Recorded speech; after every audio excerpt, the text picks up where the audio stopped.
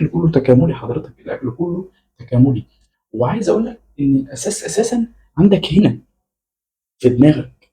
انت نفسك لازم تكون في دماغك في حياتك اهدى، وتقلل توترك.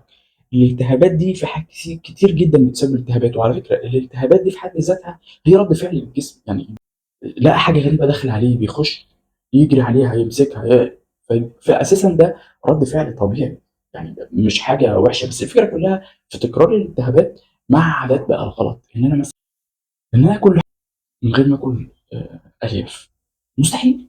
سلطه لازم تاكل سلطه، كل الخضروات. ايوه ايوه. انا هقول لك على حاجه. حضرتك عارف ان الخضار اللي احنا بنجيبه ده المفروض بنغسله كويس جدا في صابون كده بتاع الخضار. يعني لازم ليه؟ علشان بيبقى متراكم عليه بعض الحاجات المتبقيه من الاسمده والمبيدات. وعايز اقول لك ان حتى الافات اللي من غير بقى لا اسمده ولا مبيدات ولا بتاع، الافات في بارازايتس بتبقى موجوده على الفاكهه من بره والخضار من بره. عشان كده لازم نغسلها، يعني مش غسيل مجرد بس تحت الميه، لا ندعكها كويس. وفي محلات بتلاقيها بتبيع الصابون بتاع الخضار.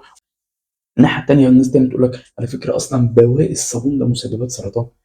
فالقصه مش بالصعوبه اللي انت متخيلها، وان انا مجرد ما همنع نوع اكل معين انا بقيت كويس. لا يا فندم، لا. الموضوع موضوع نظام حياه كامل معتدل، ما بقاش ماسك حاجه وسايب بقيه الحاجات. لازم يكون نظام حياتي معتدل.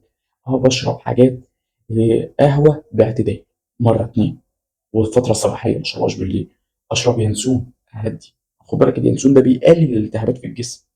لازم اكون مش اشرب ميه كتير علشان اخلي جسمي يقدر يبقى عنده طريقه للتخلص من السموم. ده طبيعي، انا عايش في حياه اساسا فيها سموم، في دخان وفي بتاع، لازم اتخلص منها.